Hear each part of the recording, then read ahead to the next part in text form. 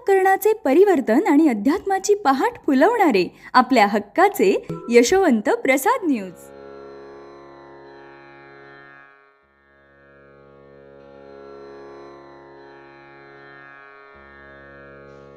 यशवंत हो, जयवंत हो, यशवंत हो, जयवंत हो, यशवंत हो, जयवंत हो.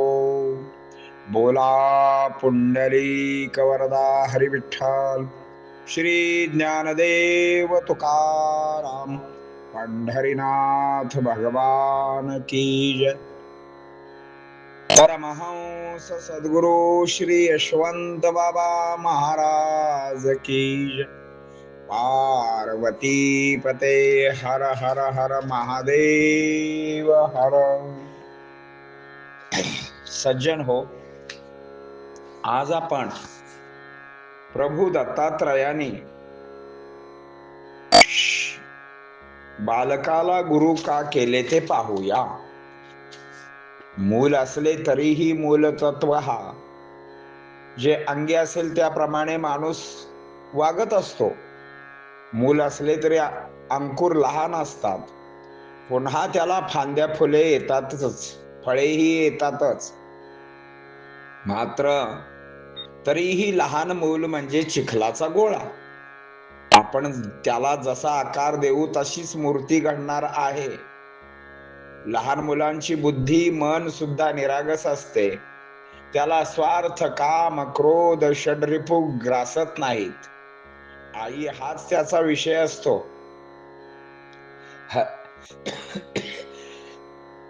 हर एक साधकाने आपली आई म्हणजे आपला गुरु हाच विषय ठेवावा. या गुरुला कधी सोडू नये. हे शिक्षण गुरु दत्तात्रयांना लहान मुलापासून मिळाले. म्हणून गुरु दत्तात्रय यांनी लहान मूल म्हणून गुरु स्वीकारले. आता प्रभू दत्तात्रयांनी नागास गुरु का केले ते पाहूया. आयत्या बिळात नागोबा ही एक म्हण आहे, मात्र ती सत्य आहे. कारण नाग घराची संगतच करत नाही, त्याला ती संगत आवडत नाही. एकला एकांतात राहणे तो पसंत करतो. मात्र निरंतर दक्ष असतो. योग्याप्रमाणे तो कोणाच्या उपसर्गात येत नाही. योगी जसा एकटा साधनेत असतो तसा नागोबाला एकांत आवडतो. सर्प कात टाकतो, देह संग सुद्धा त्याला आवडत नाही. तसा योगी सुद्धा बऱ्या वाईटाची संगत धरत नाही.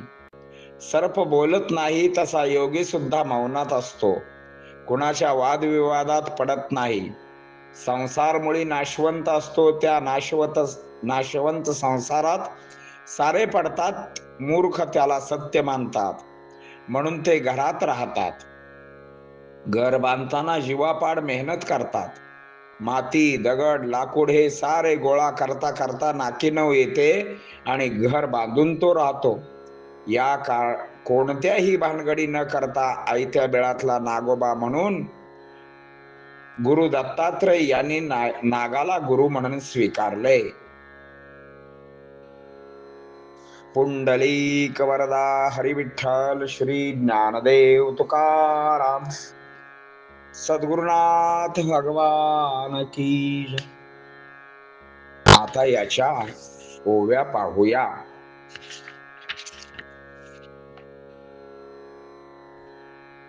अभिमान सोडता सर्वथा, सुख पायघड्या पडती तत्वता.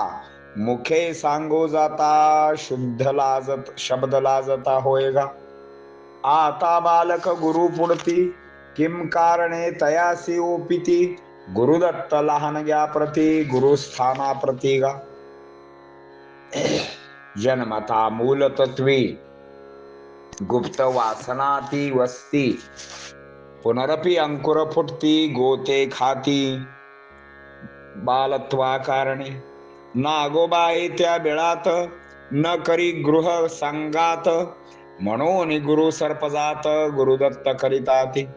त्या नावडत संघात, एकलाची एकांतात सुखी असे हिंडत निरंतर दक्षात वसने की. योगी तैसा समान उपसर्ग राखत नाम जाण. एकाकी राहे बसून एकटा एक वटून साधने माझी. सर्प जैसा कात टाकत देह संगाशी फेकून देत. तैसा योगी संगत धरीत ना बऱ्या वाईटांची. सर्पना बात करीत तैसा योगी मौनात. ना कवनाच्या वादविवादात कर घालीत ते धवा. संसार मुळी अशाश्वत स्थळावर सकळ नाशवंत. मूर्ख मानिती सत्यात सदनात म्हणून राहती योगी. घर बांधिता जीवा पाड मेहनत होय काबाड. कलह करती माती दगड तैसे लाकूड ही गा. आता पाहू दुजा गुरुवरा तो होय बाण करणारा. कामची नाम मानणारा करा वंदनीय तयासी. अंतर्बाह्य समदर्शन अनुभवची हेची खूण. शराकार गुरु केला जाणून लक्षणी लक्षण हेची गा. पुढे श्री गुरुनी बाण तयार करणाऱ्याला गुरु का केलेले आहे त्याचे लक्ष जीवापाड कसे बाण तयार करण्यामध्ये असते हा एकमेव गुण त्याचा श्री गुरुनी लक्षात घेतला. तो सारे विसरून बाण तयार करीत असतो. त्यात त्याचे अनुसंधान असते. इथून पुढील भाग आपण उद्याच्या भागामध्ये पाहूया.